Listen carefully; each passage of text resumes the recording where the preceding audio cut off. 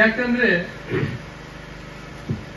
ನ್ಯಾಯಾಲಯಗಳು ಯಾವುದೇ ಇಂತಹ ಒಂದು ಅಗತ್ಯವಾದಂತಹ ವ್ಯಕ್ತಿಗಳ ಸಮಾಜದ ಕಟ್ಟಕಡೆಯ ವ್ಯಕ್ತಿಯ ಸ್ವಾತಂತ್ರ್ಯ ಬದುಕುವ ಹಕ್ಕಿಗೆ ತೊಂದರೆ ಆಗುತ್ತೆ ಅಂತ ಹೇಳಿದ ಸಂದರ್ಭದಲ್ಲಿ ನ್ಯಾಯಾಲಯಗಳು ಅದಕ್ಕೆ ಇಂಟರ್ಫಿಯರ್ ಆಗಬೇಕು. ಇಂಟರ್ಫಿಯರ್ ಆಗ್ತಾ ಇದ್ದಾರೆ. ಹಾಗಂತ ಹೇಳಿ ಅದನ್ನು ನ್ಯಾಯಾಲಯದ ಗಮನಕ್ಕೆ ತರಲಿಕ್ಕೆ ಒಬ್ಬ ವ್ಯಕ್ತಿ ಬರಬೇಕಾಗುತ್ತೆ. ಸಮಾಜದಲ್ಲಿ ಇಂತಹ ಒಬ್ಬ, ಈ ಪ್ರದೇಶದಿಂದ ಒಬ್ಬ ಬರಬೇಕು. ನಮ್ಮ ಗುಣವಂತ ಅವರು ಧೈರ್ಯ ಮಾಡಿ ಪ್ರವೀಣ್ ಅವರ ಜೊತೆಗೆ ಸೇರಿ ಅವರನ್ನು, ಪ್ರವೀಣ್ ಅವರು ವಕೀಲರು, ಅವರೇ ಊರಿನ ವಕೀಲರೇ, ಅವರು ಇದಕ್ಕೊಂದು ರಿಟ್ ಅರ್ಜಿ ಹಾಕಲಿಕ್ಕೆ ಅರ್ಜಿದಾರರಾಗಿ ಮುಂದೆ ಬಂದರು. ಹಲವಷ್ಟು ನೀವು ನೋಡಿದ್ರೆ ಹಲವಾರು ಕಡೆ ಇಂತಹ ಸಮಸ್ಯೆಗಳಿರ್ತದೆ, ಇಷ್ಟೊಂದು ಅಂತಲ್ಲ, ಸಮಸ್ಯೆಗಳಿರ್ತದೆ. ಹಾಗಂತ ಹೇಳಿ ಇದನ್ನು ನ್ಯಾಯಾಲಯದ ಗಮನಕ್ಕೆ ತರುವಲ್ಲಿ ಸುಮಾರು ಜನ ಆಗ್ತಾರೆ. ಹೋಗ್ತಾ ಇದೆ ಬೆಲ್ಲ ಅಂತ ಯಾರು ವ್ಯಕ್ತಿಗೆ ಗಂಟೆ ಕಟ್ಟುವ ಯಾರು ಅಂತ ಬೇಕಲ್ವ, ಯಾರಾದ್ರೂ ಅದಕ್ಕೊಂದು ಜನ ಬೇಕು. ಇಲ್ಲಿ ಅಂತಹ ಕೆಲಸವನ್ನು ಗುಣವಂತವರು ಮಾಡಿದ್ದಾರೆ. ಅದಕ್ಕೆ ನಾನು ವೈಯಕ್ತಿಕವಾಗಿ ಅವರಿಗೊಂದು ಅಭಿನಂದನೆಯನ್ನು ಸಲ್ಲಿಸ್ತೇನೆ. ಅದೇ ಪ್ರಕಾರ ನಾನು ಹೇಳಿದ ಇದರ ರುವಾರಿಯಾದಂತಹ ಪ್ರವೀಣ್ ಕಟ್ಟೆಯವರು, ನಾನು ನ್ಯಾಯಾಧೀಶ ಆಗುವ ಮೊದಲೇ ನನಗೆ ಪ್ರವೀಣ್ ಕಟ್ಟೆಯವರು ಆತ್ಮೀಯರು, ಭಾರಿ ಆತ್ಮೀಯರು. ಸಮಾಜದ ಯಾವುದೇ ಒಂದು ಸಾಮಾಜಿಕ ಕಳಕಳಿ ಇರುವಂತಹ ಬಹಳಷ್ಟು ಸಾಮಾಜಿಕ ಕಳಕಳಿ ಇರುವಂತಹ ಮನುಷ್ಯ. ಸಮಾಜದ ಯಾವುದೇ ಒಬ್ಬ ದುರ್ಬಲ ವರ್ಗದವರಿಗೆ ಏನಾದ್ರೂ ತೊಂದರೆ ಆದರೆ ಮುಂಚಿನಿಂದಲೂ ಅದಕ್ಕೆ ಏನಾದ್ರೂ ಒಂದು ಮಾಡಬೇಕು ಸರ್ ಅಂತ ನನ್ನಲ್ಲೂ ಎಷ್ಟೋ ಸರಿ ಅದನ್ನು ಹೇಳಿದ್ದಾರೆ. ಇದು ಏನಾದ್ರೂ ಒಂದು ಮಾಡಬೇಕು ಸರ್, ಇದು ಅನ್ಯಾಯ ಆಗ್ತಾ ಇದೆ, ಸಮಾಜದಲ್ಲಿ ಇದ್ದು ಒಂದು ಅನ್ಯಾಯ ಆಗ್ತಾ ಇದೆ, ಅದಕ್ಕೆ ಏನಾದ್ರೂ ಒಂದು ಮಾಡಬೇಕು ಅಂತ. ಯಾವುದೇ ರೀತಿಯ ಸಂಭಾವನೆ, ಯಾವುದೇ ರೀತಿಯ ಫೀಸ್ ಇಲ್ಲದೆ, ಏನಿಲ್ಲದೆ ಅಂತ ಕಾರ್ಯಕ್ರಮದಲ್ಲಿ ಇದು ಒಂದಂತಲ್ಲ, ಹಲವಾರು ಇಂಥ ಕೇಸ್ಗಳನ್ನು ನಡೆಸಿದ್ದಾರೆ. ಸೊ ಇದರಲ್ಲಿ ಅವರದಾದಂತ ಒಂದು ಚಿಕ್ಕ ಸ್ವಾರ್ಥ ಇದೆ, ಅವರ ಊರೇ ಇದು. ಆದ್ರೆ 9 ವರ್ಷಗಳ ಕಾಲ ಸುದೀರ್ಘವಾದಂತಹ ಕಾನೂನಿನ ಹೋರಾಟ, ಅದು ಯಾಕಂತ ಹೇಳಿದ್ರೆ ಒಂದು ಮಟ್ಟಿಗೆ ನಿಮಗೆಲ್ಲರಿಗೂ ಗೊತ್ತಿದೆ, ನ್ಯಾಯದಾನ ಅಂತ ಹೇಳಿದ್ರೆ ಹಲವಾರು ಕಾರಣಗಳಿಂದ ವಿಳಂಬ ಆಗ್ತಾ ಇದೆ, ಅದಕ್ಕೆ ಯಾರು ಹೊಣೆ ಅಂತ ಅಲ್ಲ. ಇದರ ನಡುವೆಯೂ ಕೂಡ 9 ವರ್ಷ ಸತತವಾದ ಪ್ರಯತ್ನ ಮಾಡಿ ಇವತ್ತು ಈ ಗುರಿ ಸಾಧನೆ ಮಾಡಿದಂತಹ ಒಂದು ಸಂತೃಪ್ತಿ, ಅದು ಪ್ರವೀಣ್ ಅವರಿಗೆ ಅವರು ಹೇಳ್ತಾ ಇದ್ರು ನನಗೆ ರೋಮಾಂಚನ ಆಗ್ತದೆ ಅಂತ. ಖಂಡಿತ ಆಗ್ಬೇಕು. ಅವರಿಗೆ ಮಾತ್ರ ಅಲ್ಲ, ನನಗೆ ನಿಮ್ಮೆಲ್ಲರನ್ನು ಅಲ್ಲಿ ಉದ್ಘಾಟನೆ ಮಾಡಿದಾಗ ಇಲ್ಲಿಗೆ ಬಂದಾಗ ನೋಡ್ತಾ ಇದ್ದೆ, ಎಲ್ಲರ ಮುಖದಲ್ಲಿ ಒಂದು ನಗು ಇದೆ, ಸಂತೋಷ ಇದೆ. ನನಗೂ ಮನಸ್ಸು ತುಂಬಿ ಬಂತು. ಇಂಥ ಒಂದು, ನಾನು ಬರ್ತಾ ನನ್ನ ಡ್ರೈವರಲ್ಲಿ ಹೇಳ್ತಾ ಬಂದೆ, ಎಷ್ಟೊಂದು ಹಳ್ಳಿ ಇದೆ, ಒಳಗೆ ಹೋದಷ್ಟು ಮುಗಿತಾ ಇಲ್ಲ, ಒಳಗೆ ಹೋಗ್ತಾ ಇದ್ದೇವೆ ನಾವು ಕಾರಲ್ಲ. ಇಲ್ಲಿಂದ ಇಂಥ ಕಡೆ ಒಂದು ಈ ಸವಲತ್ತನ್ನು, ಯಾಕಂತೇಳಿದ್ರೆ ಚುನಾಯಿತ ಪ್ರತಿನಿಧಿಗಳು ಅಥವಾ ಅವರು ಎಲ್ಲೋ ಒಂದು ಯಾವುದೋ ಕಾರಣಕ್ಕಾಗಿ ಅಥವಾ ಯಾವುದೋ ಒಂದು ಸಂದಿಗ್ಧತೆಯಲ್ಲಿ ಇಂಥ ಕೆಲಸಗಳನ್ನು ಮರೆತರೆ ಅದನ್ನು ನ್ಯಾಯಾಂಗದ ಮುಖೇನ ಜಾರಿಗೆ ತರುವಂಥದ್ದು ಬಹಳ ಕಷ್ಟದ ಕೆಲಸ. ನ್ಯಾಯಾಲಯ ನಿರ್ದೇಶನ ಕೊಟ್ಟ ನಂತರನೂ ಅದನ್ನು ಮಾಡಿದ್ದು ಕಾರ್ಯಾಂಗವೇ, ಅದು ಬೇರೆ ಪ್ರಶ್ನೆ. ಅದಕ್ಕೆ ದುಡ್ಡು ಹಾಕಿದ್ದು ಸರ್ಕಾರವೇ. ಇಲ್ಲಿ ಯಾರು ಮೇಲು ಯಾರು ಕೀಳು ಅಂತದ್ದು ಏನಿಲ್ಲ. ಸಮಾಜ ಸ್ವಾಸ್ಥ್ಯವಾಗಿ ನಡ್ಕೊಂಡು ಹೋಗ್ಬೇಕಂತ ಹೇಳಿದ್ರೆ ಸಮಾಜದ ಅಂಗಗಳಾದಂತಹ ಶಾಸಕಾಂಗ, ಕಾರ್ಯಾಂಗ, ನ್ಯಾಯಾಂಗ, ಇದು ಅವರವರ ಕಾರ್ಯವನ್ನು ನಿಷ್ಠೆಯಲ್ಲಿ ಮಾಡಿದ್ರೆ ಸಮಾಜ ಸ್ವಾಸ್ಥ್ಯವಾಗಿ ನಡ್ಕೊಂಡು ಹೋಗ್ತದೆ.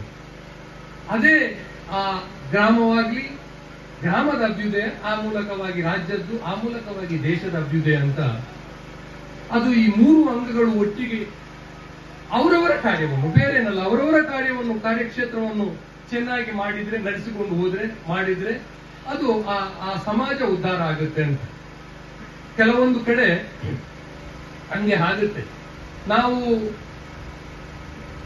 ಕಾರ್ಯಕ್ಷೇತ್ರ ಡೈರೆಕ್ಷನ್ ಕೊಡ್ತೇವೆ, ಹೈಕೋರ್ಟ್ ಇಂದ ಡೈರೆಕ್ಷನ್ ಬರುತ್ತೆ, ಕೆಲವೊಂದನ್ನು ಅವರಿಗೆ ಮಾಡ್ಲಿಕ್ಕೆ ಆಗುತ್ತೆ ಅಂತಲ್ಲ, ಎಲ್ಲವನ್ನು ಕೆಲವು ಡೈರೆಕ್ಷನ್ ಅನ್ನು ಅವರಿಗೆ ಮಾಡ್ಲಿಕ್ಕೂ ಆಗದೇ ಇರ್ತದೆ.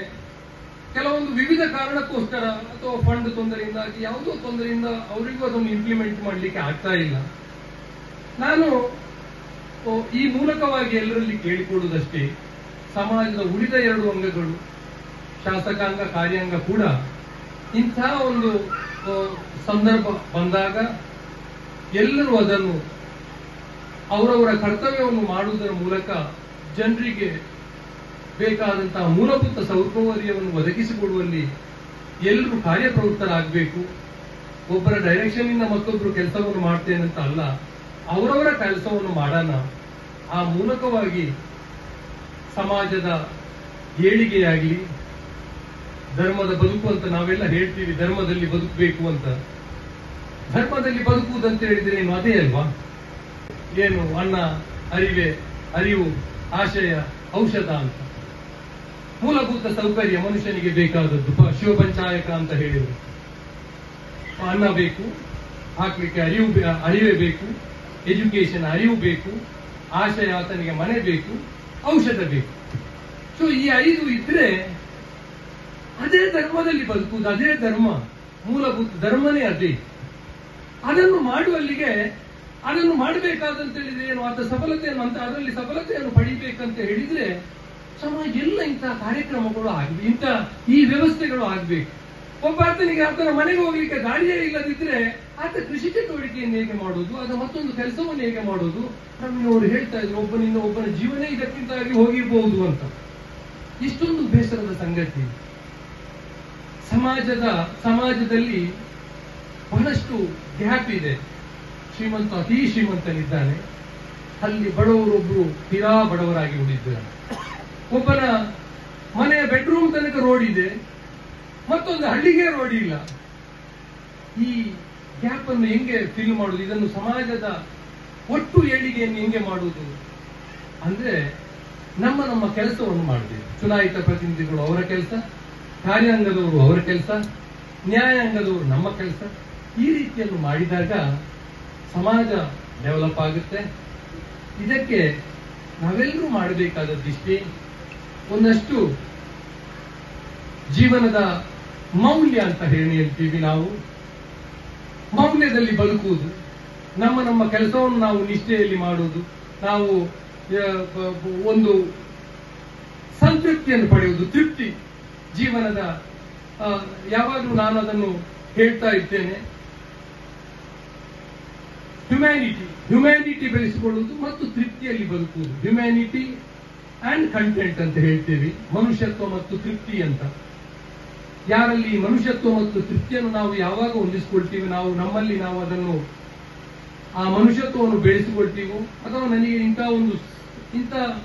ಒಂದು ಸ್ಟೇಜಿಗೆ ಬಂದಾಗ, ಅಥವಾ ಇಂಥ ಒಂದಷ್ಟು ನನ್ನಲ್ಲಿ ಇಂಥ ಸ್ಥಿತಿಗೆ ಬಂದಾಗ ಒಂದು ತೃಪ್ತಿಯನ್ನು ಕಾಣುವುದು ನಮ್ಮಲ್ಲಿ. ಇಲ್ಲದಿದ್ದರೆ ಎಷ್ಟು ನೀವು ಯಾವುದನ್ನೇ ಮಾಡಿದ್ರೂ ನಮಗೆ ತೃಪ್ತಿ ಸಿಗಲ್ಲ. ಈ ಮನುಷ್ಯತ್ವ ಮತ್ತು ತೃಪ್ತಿಯನ್ನು ನಾವು ನಮ್ಮಲ್ಲಿ ಅಳವಡಿಸಿಕೊಂಡ್ರೆ ಸಮಾಜದ ಸ್ವಾಸ್ಥ್ಯ ಬೆಳವಣಿಗೆಗೆ ಖಂಡಿತವಾಗ್ಲೂ ಅದು ಪೂರಕವಾಗುತ್ತೆ. ಆ ಮೂಲಕವಾಗಿ ಏನು ರಾಮರಾಜ್ಯದ ಕನಸು ಅಂತ ಹೇಳ್ತೇವೆ, ಆ ಕನಸು ಈಡೇರುತ್ತೆ. ಇವತ್ತು ಈ 2 ಸೇತುವೆಯನ್ನು ಉದ್ಘಾಟನೆ ಮಾಡಿ ಇದಕ್ಕೆ ಪ್ರತ್ಯಕ್ಷವಾಗಿ ಪರೋಕ್ಷವಾಗಿ ಸುಮಾರಷ್ಟು ಜನ ಕಾರಣೀಕರ್ತರಾಗಿರ್ತಾರೆ.